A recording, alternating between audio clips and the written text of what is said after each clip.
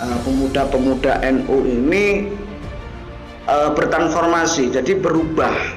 Kita dalam sebuah gerakan organisasi ini ada yang namanya sebuah cita-cita tentunya. Yang pertama yaitu ketika ada perbedaan yang mengarah untuk mengadu domba dan lain sebagainya, ini yang harus dijaga keutuhan NKRI. Jangan sampai ada sandungan-sandungan atau kerikil-kerikil yang dapat memecah belah keutuhan NKRI ini yang sudah diperjuangkan oleh Fadil.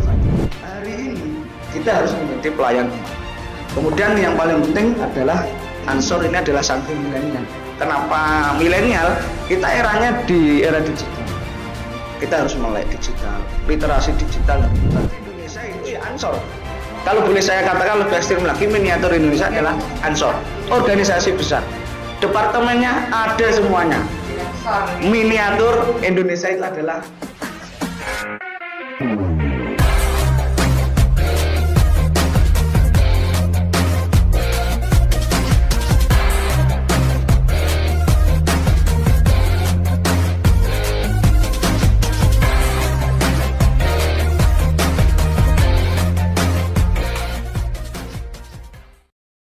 jangan lupa like and subscribe YouTube channelnya Kafi Foundation, dan jangan lupa untuk nonton live streamingnya program Ngobrol Pintar di Assalamualaikum warahmatullahi wabarakatuh.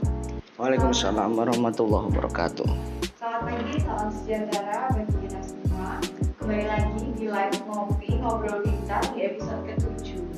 Seperti biasa, saya Siti Nurwahyu Fitrianingrum akan memandu teman-teman diskusi kita pada pagi hari ini di Ngopi. Nah, pada episode ke-7 di Ngopi ini kita mengambil tema yaitu transformasi GP Ansor di era revolusi industri 4.0. Oleh karena itu, pada episode kali ini kita ditemani oleh Mas Muhammad Nur Rafiq. Mas Rafiq ini merupakan instruktur Akta Jatim. Boleh sedikit dijelaskan ke kita nih, Mas? Instruktur Akta Jatim itu apa sih? Jadi sebelumnya Bismillahirrahmanirrahim. Assalamualaikum warahmatullahi wabarakatuh. Mbak Os, siapa? Mbak Fitri. Oke, Mbak Fitri baru kenal ya. Sebelumnya terima kasih. Alhamdulillah, puji syukur kehadirat Allah Subhanahu wa taala. Pagi hari ini kita ketemu di saluran digital di Kafi Foundation dari Tuban.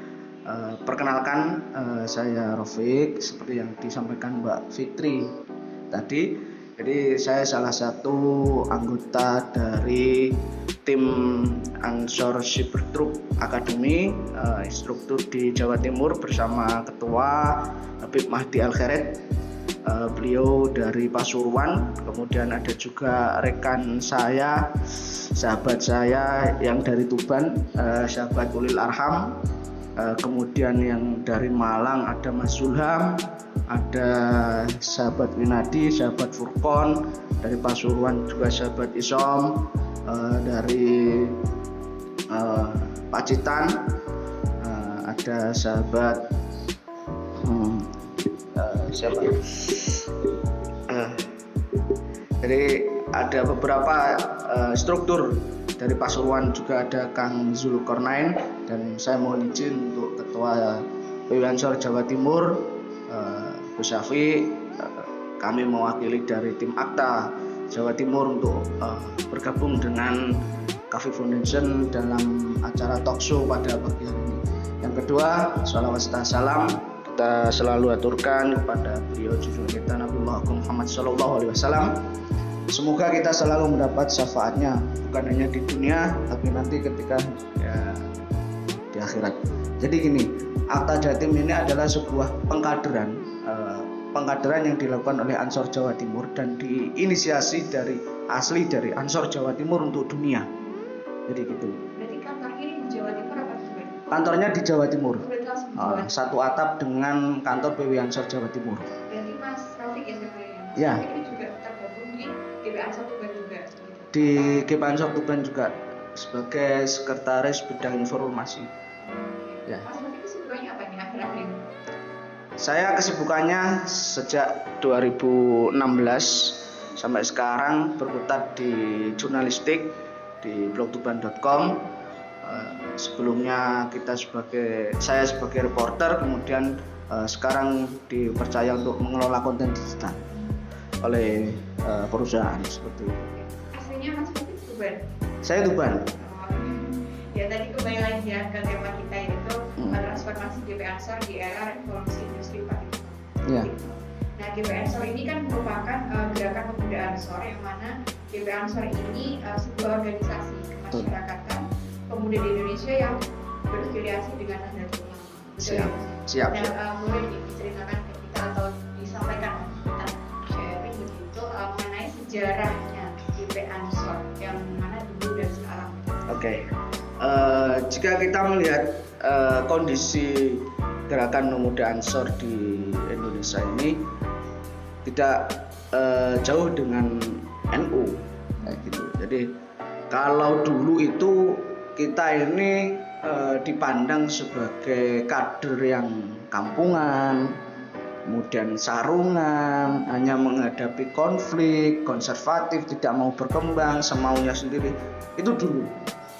Tapi untuk GP Ansor hari ini, pemuda-pemuda NU ini bertransformasi, jadi berubah.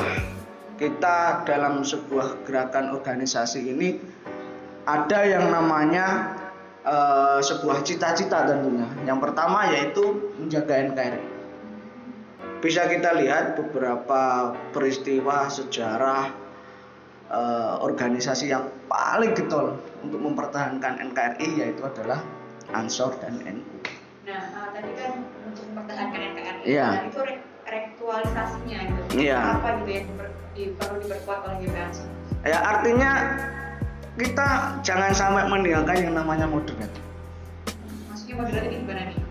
Moderat. Jadi ketika ada perbedaan yang mengarah untuk mengadu domba dan lain sebagainya, ini yang harus kita luruskan. Nah, itu di buku organisasi sendiri atau di luar juga? Di dalam maupun di luar. Kalau menurut Mas Taufik, Ya. kalau di luar itu seperti apa? Maksudnya kayak cara menjadi. Nah, jadi gini, kita sering kan hate speech dan hoax yang untuk memecah belah NKRI. Ini yang paling getol adalah Ansor. Lewat dakwah digitalnya, lewat kajian-kajian, lewat literasi-literasi yang dibangun oleh sahabat-sahabat Ansor mulai tingkatan ranting sampai pusat. Ini pasti mengarahnya adalah menjaga keutuhan NKRI. Jangan sampai ada sandungan-sandungan atau kerikil-kerikil yang dapat memecah belah keutuhan NKRI ini ya sudah diperjuangkan oleh Fandi-Fandi sebelumnya. Berarti kader-kadernya diawali dengan kader-kader itu dong ya Pasti. Nah, apa namanya strategi apa Mas? Kira-kira yang perlu disiapkan oleh GP Ansor sebagai kader muda NU dalam berdakwah di medsos? Oke. Jadi sebelum ke arah situ tadi perlu saya tambahin lagi terkait bahwasanya bagaimana sih kondisi Ansor dulu atau NU dulu dan sekarang. Jadi yang kedua ini adalah kita Islam moderat. Kemudian yang ketiga kita fokus pelayanan umat. Jadi kalau yang dulu dibilang konflik dan lain sebagainya tidak mau berkembang, tapi hari ini kita harus menjadi pelayan umat. Kemudian yang paling penting adalah Ansor ini adalah santri milenial. Kenapa milenial? Kita eranya di era digital. Kita harus melek digital, literasi digital harus kita tingkatkan dan lain sebagainya. Tadi Mas Taufik bilang pelayanan umat. Nah itu apa bentuk pelayanan umat itu sendiri itu seperti apa? Jadi kalau kita lihat di Ansor itu ada banser. Okay. Banser sendiri. Maaf ya saya potong. Ya. Berarti banser ini bagian dari GP Ansor. Iya, banser itu kan barisan Ansor Serbaguna. Jadi di situ ada baganan. Jadi banser yang khusus menanggapi bencana, basada. Dia diperbantukan untuk kesehatan, balaka, untuk kebakaran, semuanya lengkap. Jadi miniatur Indonesia itu ya Ansor. Kalau boleh saya katakan lebih ekstrim lagi, miniatur Indonesia adalah Ansor. Organisasi besar. Departemennya ada semuanya. Miniatur Indonesia itu adalah Ansor. Nah, kehadiran era politik kosong ini Ya. hambatan apa sih Mas yang dibutuhkan di GP Ansor dalam melakukan latihan literasi dan dakwah di era digital. Jadi kita awali dari kekuatan teknologi dan medsos ya. Jadi medsos itu bisa menyatukan, bahkan bisa memecah belah. Seperti itu. Nah, maka kita memiliki dua pilihan. Mau menggunakan medsos ini menyatukan ribuan bahkan jutaan manusia, atau mau memecah belah. Nah, jadi kalau kita melihat ya, pengguna warga Indonesia ini, pengguna internet ini sekitar 345 juta ya. Kemudian pengguna sosmed aktif 170 juta lebih ya. Kemudian pengguna internet 202,6 juta. Ini saya kira menjadi bonus bagi kita Gerakan Pemuda Ansor selaku organisasi pengkaderan terakhir di Nahdlatul Ulama untuk menyiapkan bagaimana di era yang akan datang dalam bingkai digital. Kemudian perlu kita ketahui juga bahwasannya masyarakat Indonesia itu adalah sudah dalam kondisi bukan ini ya, lebih kecandu saya kira untuk yang penggunaan internet. Iya. Kenapa? Kita 8 jam ya setiap hari itu main gadget. HP, betul. Iya dah. Tidurnya dipegang HP. Mau tidur, bangun tidur, mau apapun aktivitas pasti diawali dengan HP. Iya. Nah, terus kemudian bermedsos itu berdasarkan penelitian itu orang Indonesia 3 jam 14 menit bermain sosmed. Lainnya browsing. Kemudian kita melihat kondisi saat ini, tentunya medsos bagi Gerakan Pemuda Ansor ini adalah sebuah lahan dakwah perjuangan. Kenapa lahan dakwah perjuangan? Karena kalau dulu kita hanya berkutat pada mungkin Rijalul Ansor dari musola ke musola, dari desa ke desa, tapi ini eranya terbuka. Sekarang udah bisa masuk di digital. Digital. Misalnya apa tuh Mas bentuknya lewat digital tuh? Digital platform yang biasa sahabat-sahabat gunakan itu yang paling familiar, yang pertama adalah tentunya Facebook, kemudian Instagram, kemudian YouTube, dan sekarang mulai berkembang ke TikTok. Berarti bentuknya video ya? Apa semua nih? Bisa ada apa? Ada. Jadi literasinya itu bisa tulisan, terus kemudian desain grafis, gambar itu kan, kemudian video, terus kemudian podcast kita juga ada. Jadi lengkap. Platform-platform digital ini memang hari ini harus segera kita jadikan sebuah ruang besar ya. Karena apa? Di situ semua kegiatan mulai dari dakwah, ekonomi, sosial, budaya terbuka lebar. Nah, ini Mas tadi kan mengenai pengguna digital ya. Nah, ini bagaimana sih peran GP Ansor di era revolusi industri 4.0? Iya. Jadi masalah, saya berangkat dari masalah ya. Jadi permasalahan hari ini memang yang perlu kita tingkatkan menurut kami yaitu adalah komitmen. Jadi bagaimana komitmen kita terhadap NU, bagaimana komitmen kita sebagai anggota GP Ansor, kemudian kita juga harus konsisten, komunikatif, dan mau belajar. Yang paling penting itu jangan cengeng. Nah, itu yang harus kita siapkan dalam menghadapi revolusi industri 4.0 ini.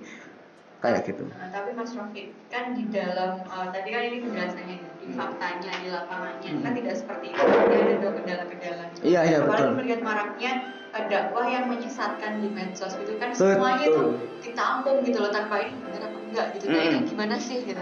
Jadi kalau kita sebagai masyarakat Indonesia yang bijak bermedsos, itu yang perlu kita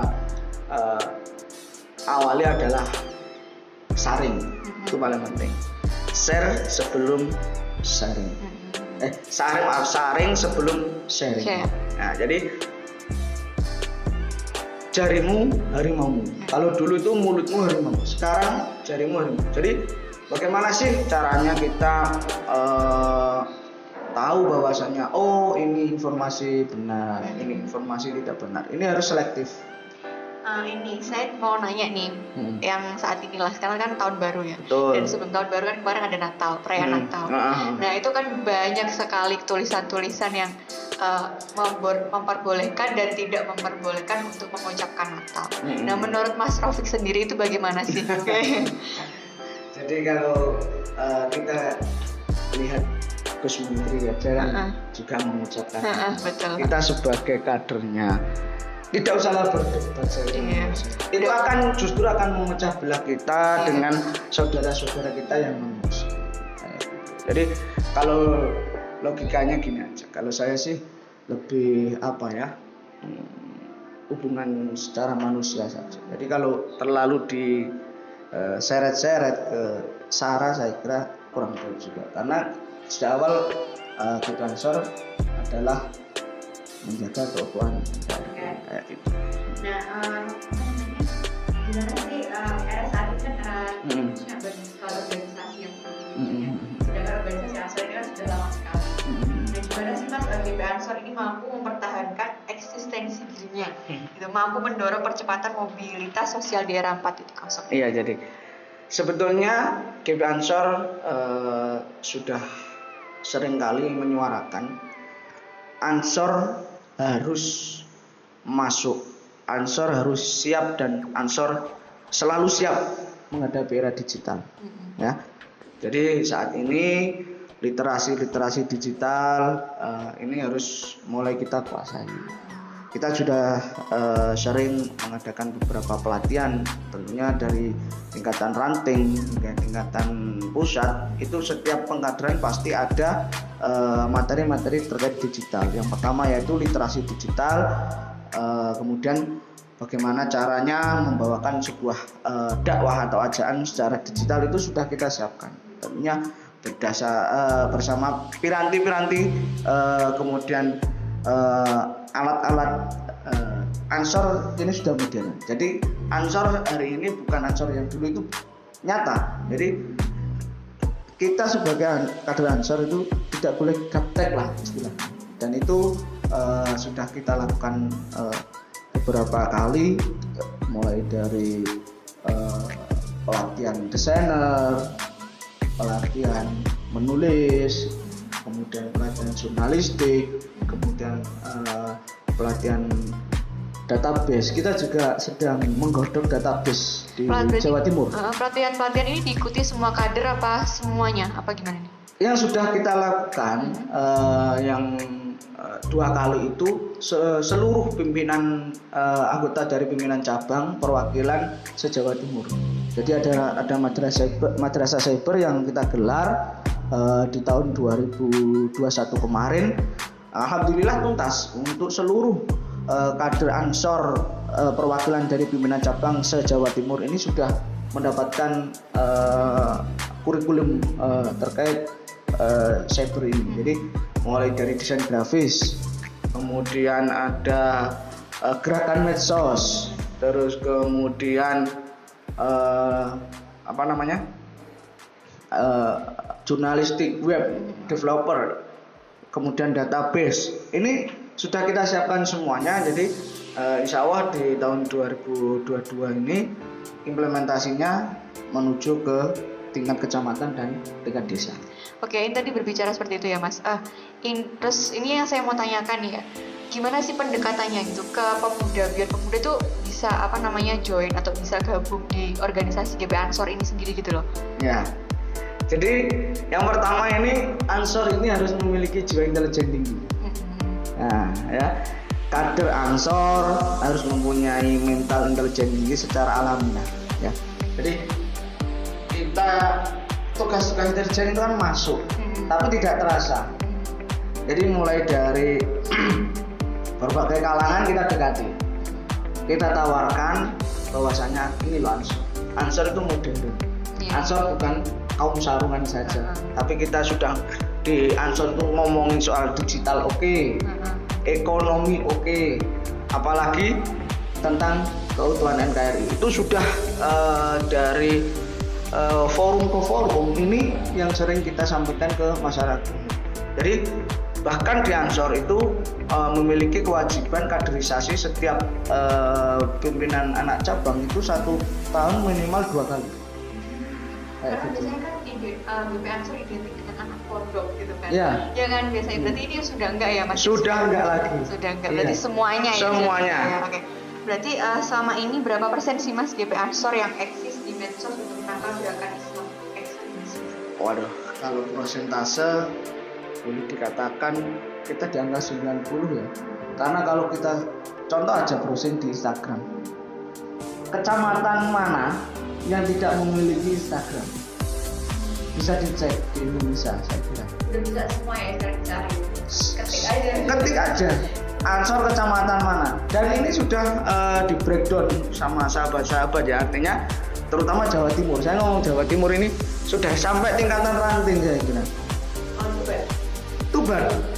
Bisa dicek setiap PAJ atau setiap kecamatan Ansor medsosnya ada. Facebook ada, IG ada. Nah, gerakan ekstremisme ini menurut Mas Taufik. Jadi gerakan Islam ekstremis itu saya kira perlu ditanggapi dengan tentunya serius ya. Terus kemudian strategi kita juga harus kita bangun lagi, bahwasanya jangan sampai, karena kita gini ngomong soal digital ya, contoh cuitan atau postingan yang di situ diarahkan sebuah gerakan ekstrem, itu ada cara sendiri bagi kita untuk menangani itu. Jadi kita melihat medsos itu kan mesin. Ini kita buka sedikit aja ya. Medsos itu mesin. Ketika sebuah status atau postingan itu kita respon, pasti impresinya akan naik. Betul tidak? Betul. Nah, jadi bagaimana caranya menenggelamkan sebuah postingan? Kita munculkan isu baru. Kalau dulu kita muncul satu isu kita serang, itu tidak akan membuat dia tenggelam, tetapi akan terus menjadi trending, ya nggak? Nah, maka kita harus ada hal baru, isu baru yang positif, yang di situ harus kita gerakkan semua kekuatan media yang dimiliki oleh sahabat-sahabat Ansor, mulai dari tingkatan ranting sampai pusat untuk push itu, sehingga apa? Secara tidak langsung itu pasti akan tenggelam. Kita yang trending kayak gitu. Berlaku juga di grup WhatsApp nggak nih? Kalau WhatsApp itu kan semi eksklusif ya menurut saya kalau WhatsApp. Ada tuh bapak-bapak ibu-ibu gitu. Nah, share langsung. Nah, jadi itu yang makanya literasi digital yang kita bangun itu tujuannya itu. Jadi memberikan pengetahuan. Memang sih kalau kita ingat pasti di momen-momen politik ya, kita sering dihadapkan dalam sebuah kondisi like and dislike. Nah, kadang tante kita, paman kita ya mohon maaf, ini informasi kira-kira ini bener tidaknya kan belum. Tapi kalau kita ngomongnya kan, wah bisa dicoret dari kakak juga kan kayak gitu gitu. Orang yang sudah berpendidikan pun percaya loh gimana itu ngatasinya. Ya kalau kita tersinggung kan, nah secara halusnya gini aja, media mainstream di Indonesia ini sudah banyak. Mungkin kita cara menyampaikannya tahu sendiri kan, orang Jawa kan ya, harus pakai unggah-ungguh. Jadi misalkan ini ada informasi nih baru jebret di grup, maka kita sebagai orang yang bukan hanya berpendidikan ya, akan tetapi berwawasan digital, anti hoax, anti fitnah dan lain sebagainya, maka kita harus cari rujukan, itu yang paling penting. Jadi saring kita cari rujukan media-media mainstream, apakah ini sudah ada gitu. Dan Kominfo sendiri sudah ada, jadi media resminya Kominfo ini terkait hoax dan lain sebagainya, misinformasi, disinformasi, ini sudah lengkap. Jadi ketika mendapat informasi itu segera kita lari ke platform-platform media mainstream. Ya. Sumber yang terpercaya. Kalau kita tidak mampu membantah orang yang lebih tua dari kita, paling tidak kita sampaikan mungkin link atau screenshot kita bukan bahasanya yang paling bagus juga. Om, tante atau Pak D, kemarin kok kalau media nasional beritanya kayak gini ya. Jadi lebih kita bertanya aja. Jadi kalau kita mau mendebat lebih senioritas dari kita, tentu kita ada caranya juga kan gitu. Jadi kayak gitu, sebenarnya pembelaan kita lebih yang shock.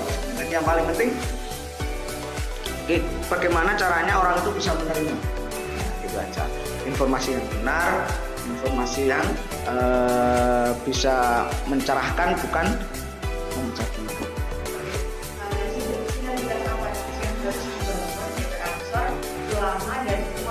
Ya.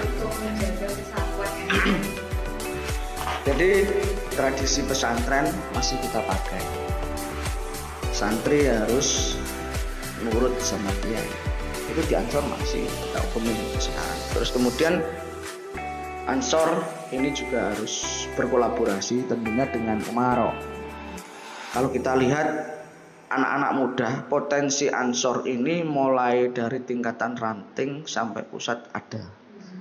Jadi sebuah kerugian, artinya saya katakan lagi, jadi sebuah kerugian ketika para stakeholder ini tidak menggandeng Ansor. Begitu juga Ansor akan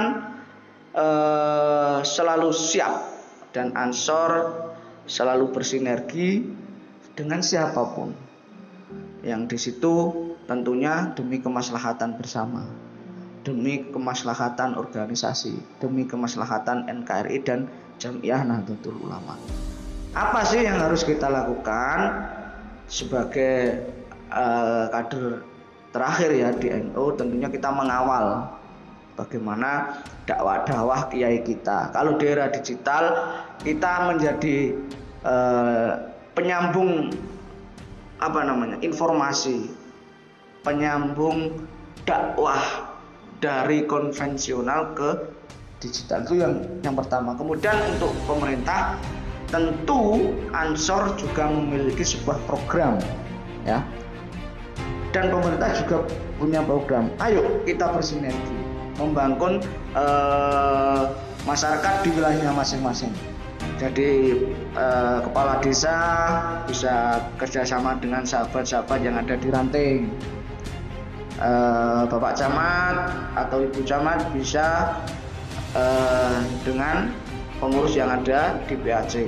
Kemudian bupati atau wali kota, ayo kita sinergikan bagaimana cara membangun daerah masing-masing dengan tingkatan pimpinan cabang. Wilayah pun sudah dilakukan oleh ketua kami. Jadi kolaborasi antara gubernur, kemudian kepolisian, TNI dan lain sebagainya, ini hari ini kita lakukan dari tingkatan ranting sampai tingkatan pusat. Jadi bersinergi, program-programnya yang berkaitan dengan program kerja Ansor, Banser, kemudian Rijalul Ansor, ini sudah kita lakukan lah. Jadi tinggal menambah lagi dan meningkatkan solidaritas, kolaborasi antara Ansor dan ulama maupun Umaro. Nah, contohnya programnya itu apa, Mas?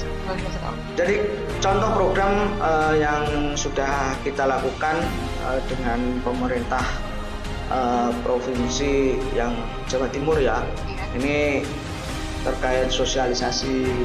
Jadi masing-masing kemarin kita sudah dengan Dinas Kominfo Jatim itu menyampaikan sebuah informasi melalui podcast kita kayak gitu. Jadi lewat podcast ya? Kalau macam-macam. Jadi kita siap, artinya itu yang sudah kita lakukan. Tapi kita punya wadah lebih dari satu. Jadi siapapun yang mau berkolaborasi dengan Ansor hari ini kita terbuka. Gitu. Mau yang sisi digital, sosialisasi, literasi, kemudian bahkan ekonomi pun siap. Ya. Kita ketika punya program misalkan program ekonomi digital yang perlu melibatkan kader-kader Ansor dari tingkatan desa sampai pusat, kita is okay, siap. Semuanya siap ya? Siap. Oke, yang terakhir nih Mas. Waalaikumsalam warahmatullahi wabarakatuh.